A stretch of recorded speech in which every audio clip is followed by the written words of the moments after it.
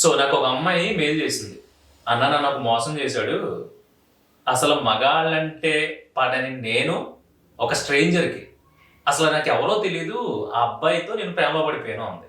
అసలు ఏం జరిగింది, ఎవరా అమ్మాయి, నాకు మెయిల్ ఎందుకు చేసింది, ఇప్పుడు ఎలా సఫర్ అవుతుంది అనేది మీకు నేను చెప్తాను ఆ రియల్ స్టోరీ.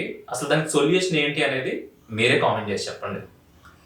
ఒక అమ్మాయి దాదాపుగా 10th నుంచి చాలా మంది ట్రై చేశారు.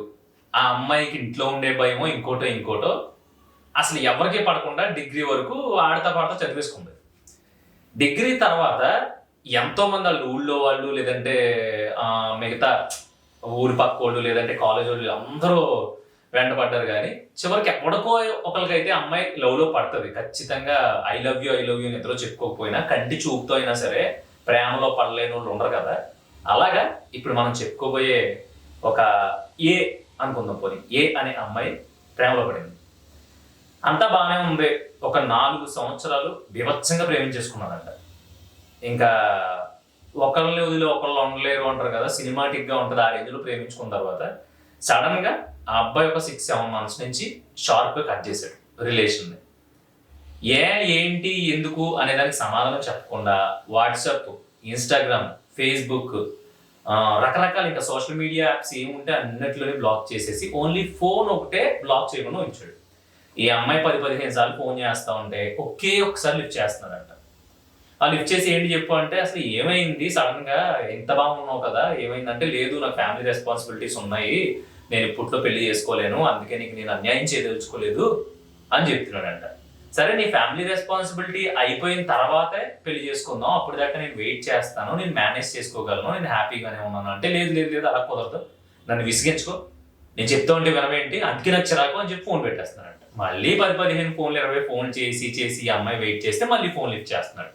మళ్ళీ అడిగిన దానికి సమాధానం చెప్పకుండా మళ్ళీ ఏ రీజన్స్ చెప్పేసి మళ్ళీ ఫోన్ కట్ చేస్తున్నాడు. అలా కాదు, ఒకసారి కలిసి కూర్చుని మాట్లాడుకుందాం, నీ ప్రాబ్లం ఏంటో క్లియర్గా చెప్పు, తర్వాత ఆలోచిద్దాంలే బ్రేకప్ గురించి అని చెప్పేసి ఆ అమ్మాయి నిదానపరుద్దాం అని ట్రై చేసినా సరే మనవాడు ఎక్కడ కేర్ చేయట్లేదు. నేనేమంటున్నానంటే, ఇప్పుడు ఈ అమ్మాయి మెయిల్లో ఏం రాసింది, ఇదంతా రాసుకొచ్చింది. అన్న ఇలా 4 years నుంచి లవ్ అన్నా, నేను అంతకు ముందు నాకు లవ్ అంటేనే భయం, అనవసరంగా బాధపడాలి, అనవసరంగా బ్రేకప్లు ఉంటాయని చెప్పేసి ఎట్టి పరిస్థితుల్లో ఎవరికే లవ్ చేయకూడదు అనుకున్నాను, కానీ కర్మ కాలిపోయి లవ్ చేశాను, ఇప్పుడు నేను అనుకున్నట్టుగానే హ్యాండ్ ఇచ్చాడు, ఏంటి నా పరిస్థితి, అసలు బ్రతకాలనే లేదు, చిరాకు దొబ్బుతుంది, ఆడే గుర్తు వస్తున్నాడు, మాట్లాడాలనిపిస్తుంది, చాట్ చేయాలనిపిస్తుంది, కావాలనిపిస్తుంది అని చెప్తుంది. నాకు నేను చెప్తున్నాను కదా, నాకు ఎంతమంది మెయిల్స్ చేసినా మెయిల్స్ అని నేను చదువుతున్నాను, కానీ ఇండివిజువల్ గా నేను రిప్లై ఇవ్వట్లేదు. ఒక 5-6 ప్రాబ్లమ్స్ కొంచెం ఇంచుమించుగా లవ్ లేదంటే ఇంకోటి ఒకే రకంగా ఉంటాయి కదా, అన్నిటికీ కలిపి ఒక వీడియో చెప్తున్నాను అనమాట. సో ఈ వీడియోలో నేను ఏం చెప్తున్నానంటే, నువ్వు చాలా లక్కీ. ఎందుకు చెప్తున్నా అంటే, ఇప్పుడు ఇదే ఒకవేళ 4 సంవత్సరాల ప్రేమ తర్వాత ఏదో హైలో పెళ్లి చేసేసుకుని ఏ కడుపు వచ్చి పిల్ల ఒకళ్ళు ఇద్దరు పుట్టిన తర్వాత ఇలా షార్ప్గా కట్ చేసాడు, నీ పరిస్థితి ఏంటి? అప్పటికి ఆ నిజస్వరూపం తెలిసినా, ఆడు ఎలవని తెలిసినా, లేదంటే ఆడికి ఏదో పర్సనల్ ప్రాబ్లమ్స్ ఉండేసి నేను వదిలేసినా కూడా ఒక అమ్మాయిగా నీ జీవితం అయిపోయినట్టే, నాశనం అయిపోయినట్టే.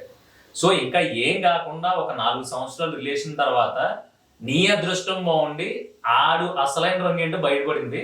సరే ఆడి ఫ్యామిలీ ప్రాబ్లం ఉందా, లేదంటే ఆడికి నిజంగానే బోర్ కొట్టిందా, లేదంటే చాలే ఇంకా అయిపోయిందిలే, ఏదో సరదాగా యూజ్ అండ్ త్రో లాగా బాణం వేస్తే నువ్వు తగిలేవో అనేది మనకు తెలియదు. కానీ ఆడు కరెక్ట్గా ఎండ్కి వచ్చేసరికి నీకు హ్యాండ్ ఇచ్చాడు. సో ఇప్పుడు పోయిందేం లేదు, ఒక 4 సంవత్సరాలు మేబీ నీకు సూట్ అవ్వని ఒక పర్సన్కి నువ్వు అనవసరంగా దారిపోసేసావు అనుకో, ఇప్పటి నుంచి ఫ్రెష్గా లైఫ్ స్టార్ట్ చేయని చెప్తున్నా. ఎవడు చెప్పినా ఇదే చెప్తాడు, ఎందుకంటే ఇప్పుడు ఆడెవడో మోసం చేశాడు, ఆడెవడో 4 సంవత్సరాలు అన్నయ్య అలా చేశాడు అని చెప్పేసి నాకు చచ్చిపోవాలని ఉంది, నాకు బ్రతకాలని లేదు, నాకు అతనితోనే మాట్లాడాలనిపిస్తుంది అంటే నువ్వు స్టిల్ ఇప్పుడు కూడా మళ్ళీ ఇంకొకసారి నిన్ను మాయ చేసి ఇంకో 2-3 సంవత్సరాలు పెళ్లి చేసేసుకుని వదిలేస్తే నీకు ఓకేనా? అప్పుడు నీతో పాటు నీకు పుట్టబోయేవాళ్ళు, నీ ఫ్యామిలీ, మీ అమ్మ నాన్న మొత్తం నీ బ్యాక్గ్రౌండ్ మొత్తం సఫర్ అవుతారు. ఎప్పుడైనా సరే మనకి ఎంత ఎర్లీగా ఎదవలు తగిలితే మన లైఫ్ అంత బాగుంటుంది. అలా కాకుండా మాయ చేసి మంత్రాలు వేసి వాళ్ళు అందరూ ముందు తగిలేరు అనుకో, ఎండ్కి వెళ్ళేసరికి జ్ఞానోదయం అవక సంకనం అయిపోతుంది లైఫ్. పూరి జగన్నాథ్ చెప్తాడు, ఎదవలందరినీ ముందే తగలనివ్వండి, చాలా హ్యాపీ. ఎందుకంటే వాళ్ళు కొట్టే ప్రతి దెబ్బ మనల్ని స్ట్రాంగ్ చేస్తుంది. వాళ్ళు వేసే యథ వేషాలన్నీ కూడా మనకి జీవితంలో ఓహో మనుషులు ఎలా ఉంటారు కదా, మనం ఎలా ఉండాలి, ఇంత జాగ్రత్తగా ఉండాలని నేర్పిస్తుంది అని చెప్పాడు ఆయన. అది నీ విషయంలో కరెక్ట్. ఇప్పుడు ఇప్పుడు ముసల్దానం అయిపోలేదు, లేదంటే దాన్ని ఏమంటారు, ఇంకా ఈ రోజుతో అన్నీ ఎండ్ అయిపోలేదు. ఏదో ఒక 4 సంవత్సరాలు సిన్సియర్గా ఒకరినొకరు నమ్ముకున్నారు, లేదంటే నువ్వు సిన్సియర్గా నమ్మి మనవాడు సరదాగా ట్రై చేస్తూ నువ్వు పడిపోతే మనవాడికి తప్పక నీతో ట్రావెల్ చేశాడు అనేది ఎవడో చెప్పలేడు. సో ఇప్పుడు ఏదేమైనా నీకు బిఫోర్ మ్యారేజ్ ఒక జ్ఞానోదయం అయిపోయింది కాబట్టి అట్లీస్ట్ ఇప్పటి నుంచి అయినా మంచి అబ్బాయిలు చాలా మంది ఉన్నారు బయట, అలాంటి వాళ్ళు వచ్చి తీరుతారు లైఫ్లోకి. అలా వచ్చినప్పుడు నువ్వు ఎంత సిన్సియర్గా నువ్వు ఏదైతే మిస్ అయ్యాను, నాకు నేను ఎక్స్పెక్ట్ చేసేవాడు ఎలా అయితే ఉండాలనుకుంటున్నానో అలా రాబోయేవాడితో ఉన్నావు అనుకో, జీవితం హ్యాపీగా ఉంటుంది. ఇది కాకుండా ఎవడో మేబీ నువ్వు కాదన్నా అవునన్నా మీ ఫ్యామిలీలో ఎవరో ఒకరు తీసుకొచ్చి ఎవరో ఒకరు కట్టబెడతారు. అలా కట్టబెట్టిన తర్వాత కూడా నువ్వు పాత జ్ఞాపకాల్లో మునిగి తేలిపోయి నా జీవితం ఏంటి ఎలా అయిపోయింది, నేను అనుకున్నోడు చేసుకోలేకపోయాను కదా అంటే నువ్వు అనుకున్నోడు మోసగాడు.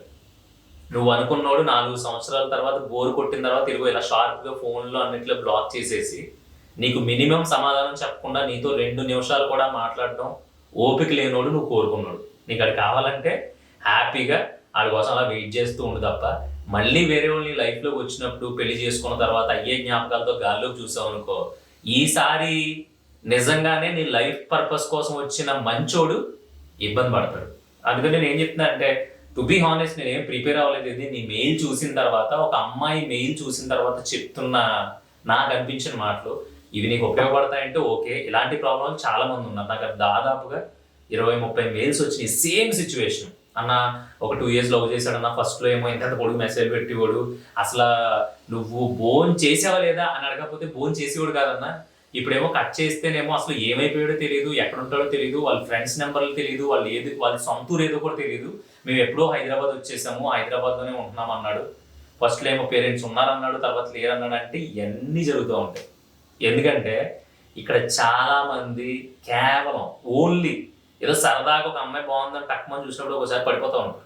ఏం చేయాలో అర్థం ఉంది వీడికి, సర్లే చూద్దాంలే అనుకున్న ప్రాసెస్లో స్టార్ట్ చేసేసి ఇలా ఇంకా మనం ఏమన్నా సరే అవతల వాళ్ళు ఏమనరో అని మన వీక్నెస్ ఎప్పుడైతే తెలుస్తుందో ఇలాంటి నాటకాలు ఆడతారు. ఎప్పుడైనా సరే ఎంత మన కొంపలోడికైనా సరే మన వీక్నెస్ తెలియకూడదు. ఈడేం చేయలేడు అని అవతలోడికి తెలిసిందంటే దాన్ని ఏమంటారు, పిల్లి గుడ్డిదైతే ఎలకదేదో చూపించిందంట, అలాగే ఉంటుంది.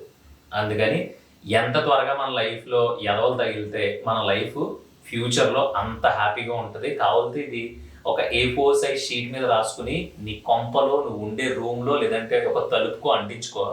ఇంగ్లీష్లో రాసుకో అవసరం అయితే, లేదంటే హిందీలో రాసుకో, ఎవరికి అర్థం అవ్వకుండా హ్యాపీగా ఉండరు.